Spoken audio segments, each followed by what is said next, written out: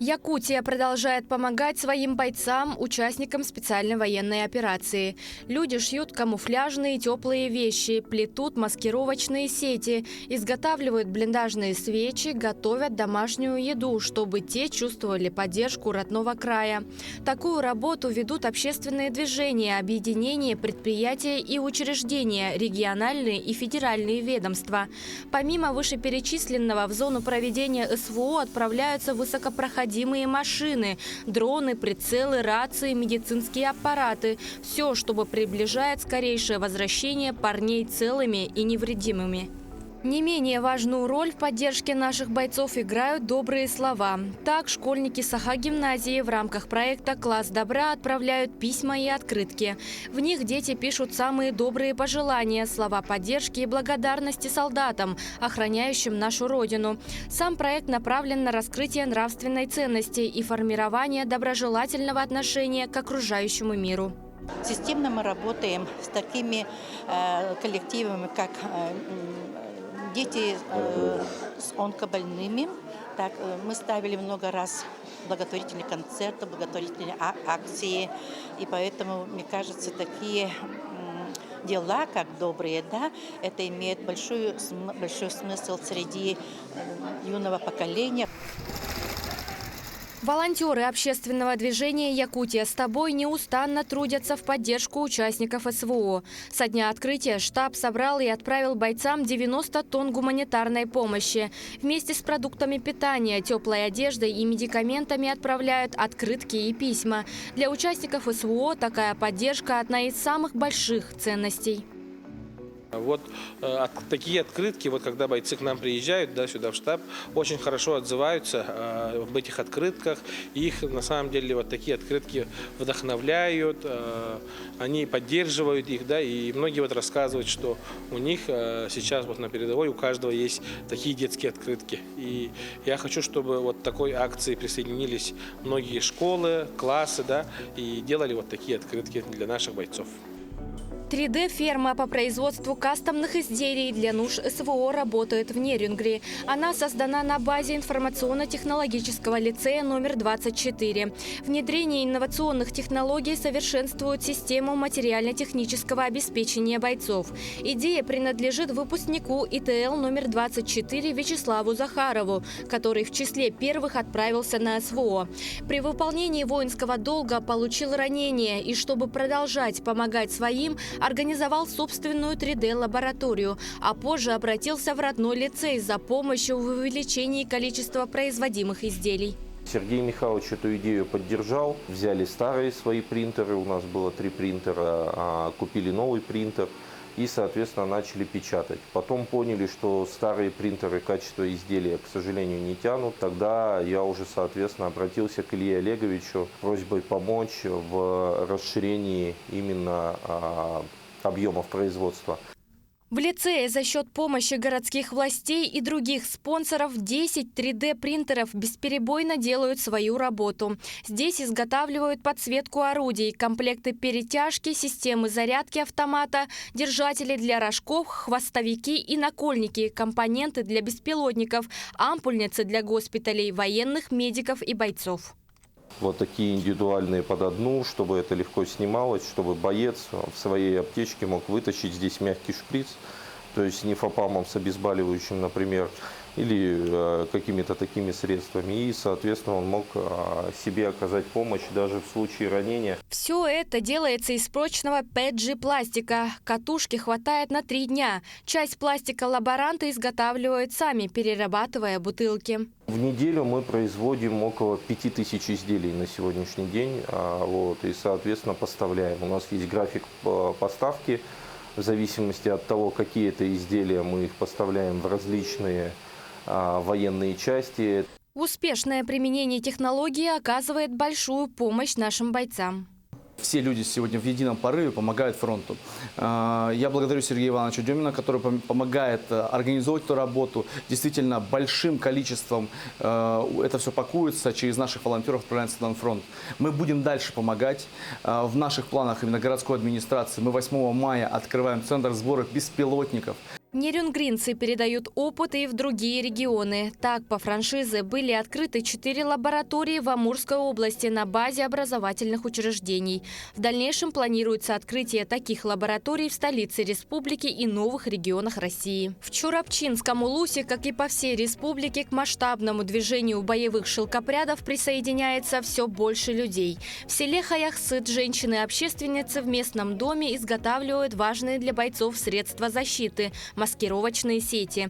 А недавно делегация Улуса под руководством первого заместителя главы Улуса Егора Сивцева побывали в зоне проведения СВО и передали бойцам нужные вещи, помощь и продукты питания. Передали, во-первых, им адресные посылки, которые отправили жены, родители, родственники и друзья.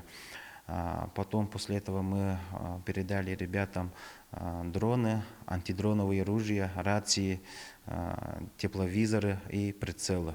Помимо этого еще передали вещи, одежду и из родной Чурапчи продукты питания, в том числе жареные караси, брусничный сироп и чурапчинская колбаса. Коллектив Управления Госстройжилнадзора Якутии уже давно помогает участникам СВО, предоставляя посильную помощь по всем направлениям.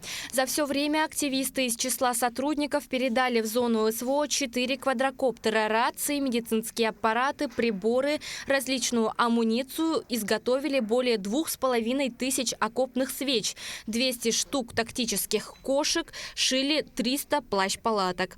В 2024 году по их инициативе на производственной базе техникума решили выпускать сублимированное мясо для участников СВО. Средства для реализации продукции были получены в 2022 году в рамках федерального проекта «Профессионалитет», где техникум получил грант на сумму 100 миллионов рублей. За эти деньги был обустроен мясной цех. Это первая партия, 200 килограмм мяса мы переработали, отправили туда. Посмотрим, какие будут впечатления. Сейчас вот начали работать со второй партией мяса. Ну, думаю, что все у нас совместными усилиями получится. Работа эта будет продолжена по мере поступления сырья. Процесс изготовления занимает чуть больше суток. Мясо разделывают, пропускают через мясорубки и выкладывают тонким слоем на специальные поддоны, которые потом на сутки отправляются в специальный сушильный шкаф. После этого мясо вакуумируют, и оно готово для употребления и перевозки. Ну, это мясо хранится, полгода это свободно, да.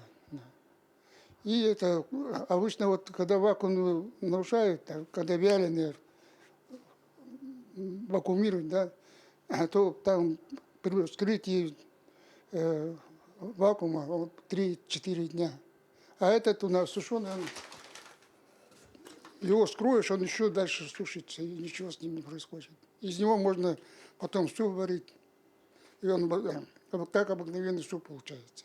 Для производства сушеного мяса используется местная продукция. В нем нет никаких консервантов и ГМО. Самое главное, что производится оно с уважением и заботой о бойцах, которым оно предназначается. Так, первыми, кто попробовал готовую якутскую продукцию, стали представители отряда «Батур». Представителям тоже «Батура» тоже попробовали, им очень понравилось. Мы на днях тоже 200 штук отправили добровольческому отряду «Батур», и Новоазовск тоже 600 штук. И планируем тоже сегодня доставить дополнительно 200 штук, и ближе к 9 мая тоже планируем где-то 500-600 штук. На базе техникума работает и получает знания Николай Кураев, участник СВО. После ранения Николай вернулся в Якутию. Он планирует открыть собственное дело – цех по переработке мяса. Ему, как человеку, прошедшему окопы, новинка сельхозтехникума пришлась по душе. Это очень хорошо, тем более вот эта вакуумная упаковка, она везде удобна вот, для солдат. И она, главное, долгого хранения, она как будто, можно сказать, как раз для солдата. На передовой там экстремальные условия, поэтому она очень удобна. Вот в карман можно носить. И главное, она вот эта вакуумная упаковка, она вот не теряет свой витаминное качество. И она маленькая, удобная, можно универсальная. Можно суп сварить, второе сделать. Кроме материальной помощи, бойцы также получают и духовную. Совсем недавно в Ленске настоятель храма святителя Иннокентия Анатолий Астафьев встретился с бойцами, пришедшими в отпуск с зоны проведения специальной военной операции. На встречу пришли представители общественной организации «Ленский покров», которые изготавливают и закупают необходимые вещи для мобилизованных ребят. Школьники и учителя первой школы, которые сплели уже 100 маскировочных сетей. Мы обговариваем, что именно нужно, что привозить, какого качества, какие именно вещи нужно им привозить. Средства борьбы с БПЛА, сами, естественно, коптеры, там, они всегда нужны в разных совершенно подразделениях. Ну, естественно, там разные вещи связаны вот с такой повседневной жизнью. Нужны одеяла, термоодеяла, которые скрывают человека от БПЛА. Нужна одежда разного вида, свечи блиндажные, маскировочные сети очень востребованы. Якутия не оставляет своих бойцов без внимания. Активная работа ведется по обеспечению и оснащением воинов-якутян во всех улусах. Свою поддержку оказывают Государственный фонд «Защитники Отечества», общественное движение «Якутия с тобой», боевые шелкопряды Якутии. Не остаются в стороне и государственные учреждения. Якутия продолжает поддерживать своих ребят и делает все для их скорейшего возвращения с победой.